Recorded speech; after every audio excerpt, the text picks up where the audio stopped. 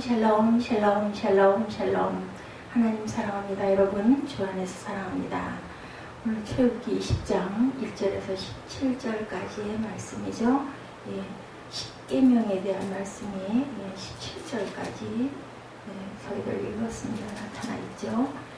하나님께서 이스라엘을 구속하신 것은 백성으로, 당신들의 백성을 삼으려고 하셨기 때문입니다. 이스라엘은 자기 마음대로 방탕하게 살 수 있는 자유가 아니라 하나님을 섬길 수 있는 자유를 얻었죠. 3장 12절에 증거합니다. 하나님을 섬긴다는 것은 하나님께서 맡기신 제사장의 직무를 행한다는 뜻이기도 하다. 19장 6절에 오늘 어제 6절에서 우리 함께 말씀을 나눴습니다. 제사장이 행하는 일 중에 가장 중요한 것은 뭘까요? 오늘날의 예배이죠. 제사를 드리는 겁니다. 오늘은 십계명 전체를 예배 중심으로 헤아려서 됐습니다. 십계명을 포함해서 하나님의 율법을 대할 때 내가 무엇을 해야 하나 이것을 생각하기가 쉽죠. 하지만 십계명은 하나님께서 무엇을 하셨느냐부터 말합니다.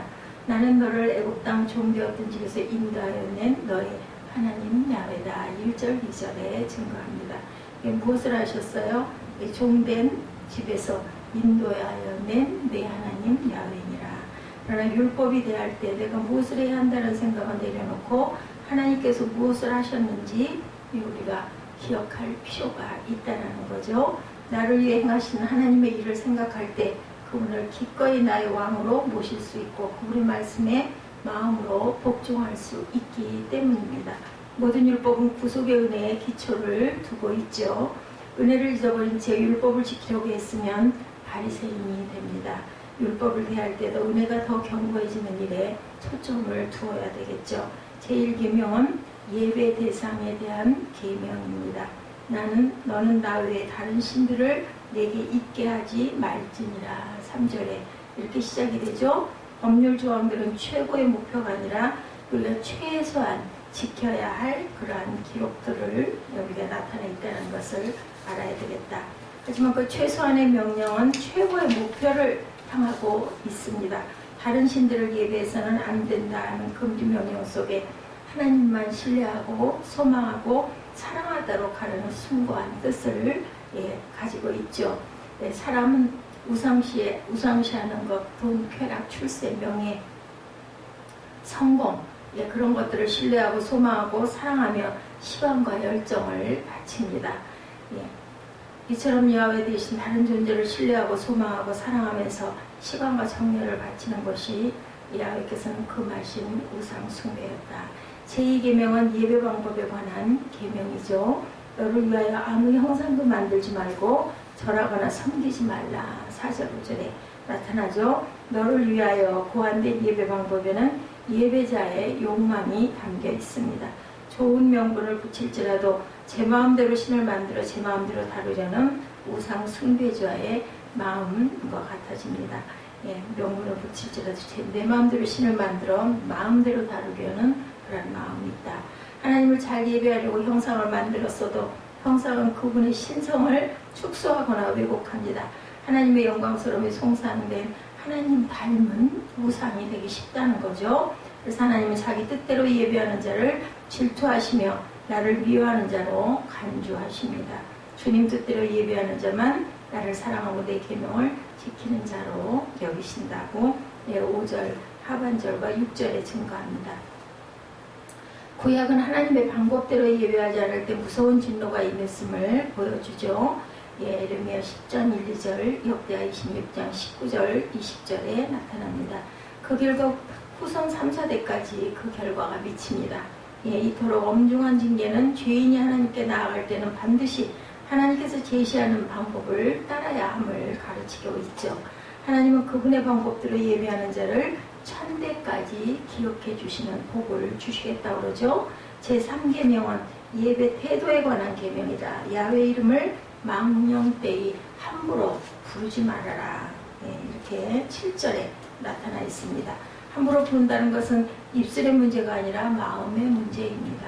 경외심이 없으면 무심결의 입에서 망령된 말이 튀어나옵니다. 그죠? 예의 범절이 부족해지죠. 그리고 조심성이 없어집니다. 경외심이 없으면 하나님을 예배해도 자기 소원을 이루기 위해 그분을 이용하게 됩니다. 하나님에 대한 신뢰가 깊어지는 일보다 그분의 능력을 이용하는 일에만 관심을 두게 된다. 이런 예배자는 주님의 이름으로 많이 일할수록 그만큼의 불법을 또한 저지른다는 것을 우리가 알아야 되겠다. 마태복음 7장 22절, 23절에 증거하고 있습니다. 하나님의 아들은 죄 없다 하지 아니하십니다. 예배 대상에게 마음의 무릎을 꿇는 것이 예배자의 기본 태도이고 예배자는 예배의 모든 순서에 경외심을 담아야 되겠다. 제4계명은 안식일을 기억하여 거룩히 지키라. 8절이죠. 예배 지킴과 관련이 있는데 엿새 동안 천지만물을 만드신 하나님은 일곱째 날을 야훼 안식일로 구별을 하셨습니다. 11절입니다. 그리고 그분 백성도 엿새 동안 힘써 자기 일을 한 후에 그 안식일에 쉬게 하셨습니다. 9절과 10절에 증거합니다. 그런데 내 육체를 잘 쉬게 했다고 안식일을 잘 지켰다고 할 수는 없다. 나의 안식일이 아니라 야훼의 안식일로 구별해야 의미가 있다는 거죠. 여호와의 안식일은 훗날에 예수님 안에서 진정한 안식을 얻는 사건을 미리 보여주는 그림자입니다. 고로새서 2장 16절과 17절에 증거합니다. 그래서 신약의 성도는 어떤 날에는 안식일을 차지려 하지 않고 예수님 안에서 안식을 얻습니다. 예배자는 주어진 삶의 자리에서 열심히 일하되 일의 노예가 되지 말아야 되겠다. 예배를 지키는 중에 주님 안에서 쉼을 누리는 자로 구별되어야 되겠다는 거죠. 제5계명은 내 부모를 존경하라. 예배 교육과 관련이 있죠. 인간의 가장 먼저 맺는 관계는 부모와의 관계입니다. 수정난 이후 부모는 자식에게 지속해서 영향을 주죠. 예배와 관련된 모든 것을 아이는 태중에서부터 부모를 통해 느끼고 배웁니다. 그러니 부모는 하나님께서 주신 첫 번째 예배 교육자입니다. 모든 교육은 교육자에 의해서 이루어져 나가죠. 하나님에 대한 공경, 그것을 배우게 됩니다. 하나님은 그리하면 너희 하나님 나 야훼가 네게 준 땅에서 내 생명이 길리라. 12절에 약속하시죠. 이 약속을 덧붙이면서 예배 교육자를 공경하게 하시죠. 공경을 가볍게 여기지 않는다는 의미가 있습니다. 어떤 부모라도 가볍게 여기지 않되 주님 안에서 복종하는 것이 주님의 뜻이다. 에베소서 6장 1절이죠. 자녀들아 주 안에서 너희 부모에게 순종하라. 이것이 옳으니라. 훗날 예수님은 부모를 가볍게 여기려고 예배를 이용했던 바리새인들을 심히 꾸짖어 주시죠. 마가복음 7장 10절에서 13절에 증거하죠. 모세는 내 부모를 공경하라고 또 아버지나 어머니를 모욕하는 자는 죽임을 당하리라 하였거늘 너희는 이르되 사람이 아버지에게나 어머니에게나 말하기를 내가 드려 유익하게 할 것이 고르반 곧 하나님께 드림이 되었다고 하기만 하면 그만이라 하고 자기 아버지나 어머니에게 다시 아무것도 하여 드리기를 허락하지 아니하여 너희가 전한 전통으로 하나님의 말씀을 폐하며 또 이 같은 일을 많이 행하느니라 하시고 제6계명 살인하지 말지니라. 13절이죠.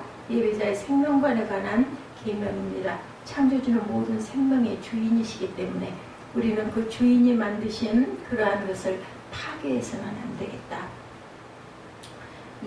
생명의 주인을 공경하는 예배자라면 절대로 살인하지 않겠죠. 생명을 해치는 원인조차 제공하지 않으려고 힘쓸 것입니다. 경제적으로 유익이 된다고 독성식품이나 유독권 환경을 제공하지 않아야 되겠죠. 낙태나 안락사나 자살이나 전쟁 문제에 대해 생명의 가치를 존중하며 해결해 갈 거죠. 신체적 폭력은 물론이고 언어폭력조차도 거부할 것이다. 직접이든 간접이든 생명을 해치는 일은 생명의 주인에 대한 범죄임을 우리가 기억해야 되고 적극적인 이웃사랑으로 생명 존중의식을 나타내야 되겠다. 마태복음 22장 37절에서 40절에 증거합니다. 예수께서 이르시되 내 마음을 다하고 목숨을 다하고 뜻을 다하여 주 너의 하나님을 사랑하라 하셨으니 이것이 크고 첫째 되는 계명이요 둘째도 그와 같으니 내 이웃을 내 자신같이 사랑하라 하셨으니 이 두 계명이 온 율법과 선지자의 강령이다. 이렇게 증거하죠. 제7계명입니다. 간음하지 말지니라. 15절이죠. 오늘 출애굽기 20장 1절에서 17절까지 10계명에 대해서 살펴보고 있습니다. 예배자의 가정관을 다루고 있습니다. 간음하지 말지니라. 혼인을 귀히 여기고 친소를 더럽히게 하지 않게 하라. 히브리서 13장 4절에 이렇게 말씀합니다. 성관계는 생육하고 번성하여 땅에 충만해지도록 하려고 하나님께서 인간에게 주신 특권이죠. 복입니다. 오직 혼인한 남편과 아내 둘 사이에만 허락된 복이다. 창세기 1장 28절에 증거하죠. 제한을 넘어선 성관계는 복이 아니라 저주라고 말씀합니다. 하나님은 가정을 보호하시기 원하시고 그 뜻을 헤아린 예배자라면 언약으로 맺어진 가정을 소중히 지킬 것이죠. 간음과 간통을 아름답게 나름대로 합리화해서 그런 풍조를 절대로 행하지 않을 것이다. 마음의 간음조차 죄로 여긴다고 마태복음 5장 28절에도 증거합니다.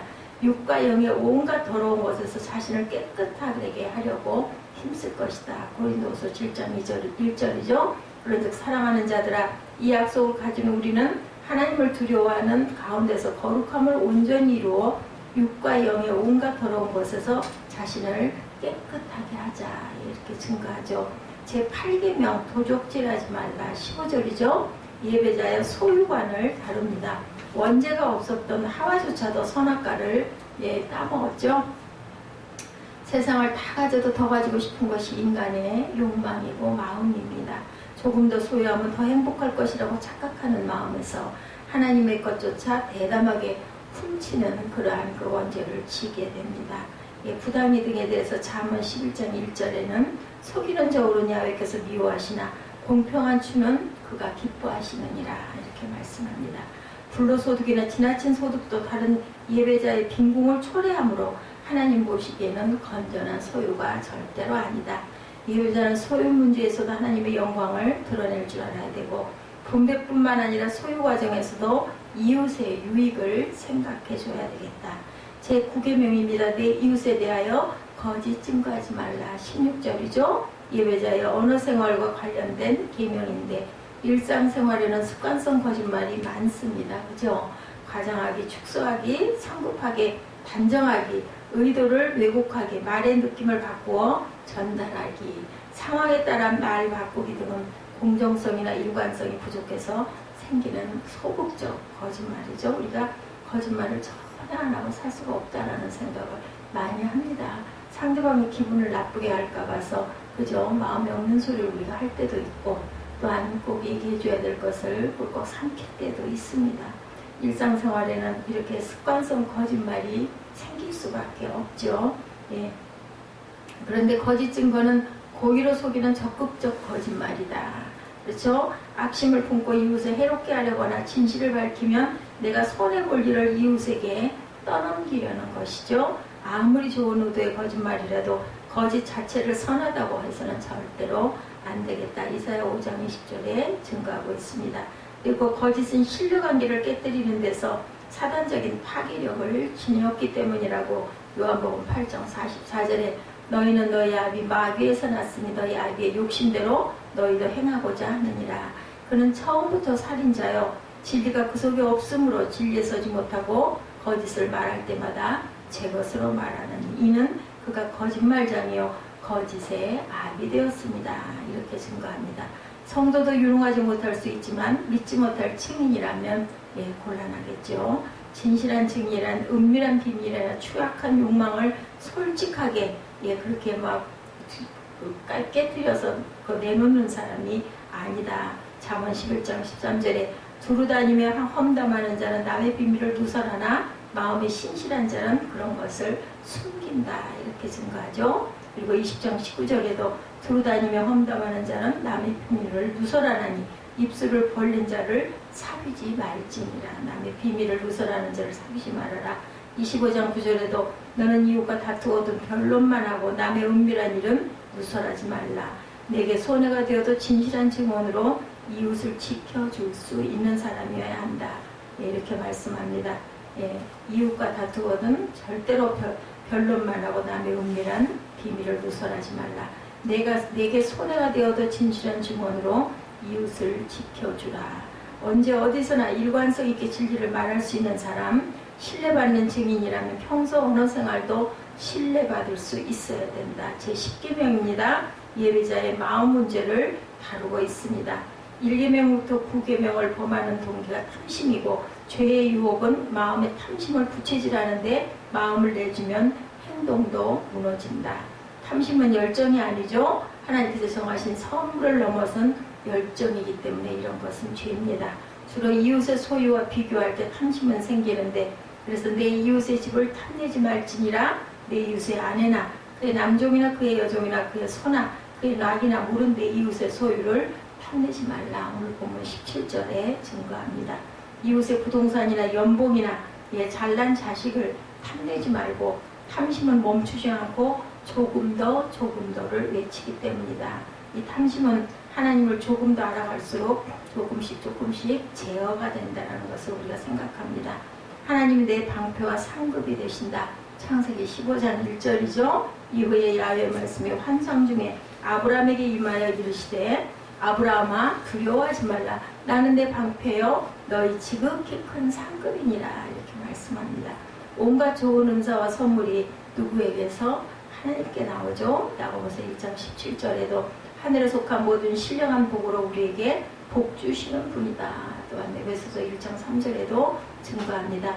이 사실을 신뢰하는 예배자는 이전에 유익했던 것들에 집착하지 않고 모든 것을 해로 여기면 내 주 그리스도 예수를 아는 지식이 가장 고상하기 때문이라. 내가 그를 위하여 모든 것을 잃어버리고 배설물로 여기면 그리스도를 얻고 그 안에서 발견되려 함이니 내가 가지는 의는 율법에서 난 것이 아니요 오직 그리스도를 믿음으로 말미암은 것이니 곧 믿음으로 하나님께로부터 난 의라. 빌립보서 3장 8, 9절에 이렇게 증거하는 그 마음들이 우리에게 있게 된다.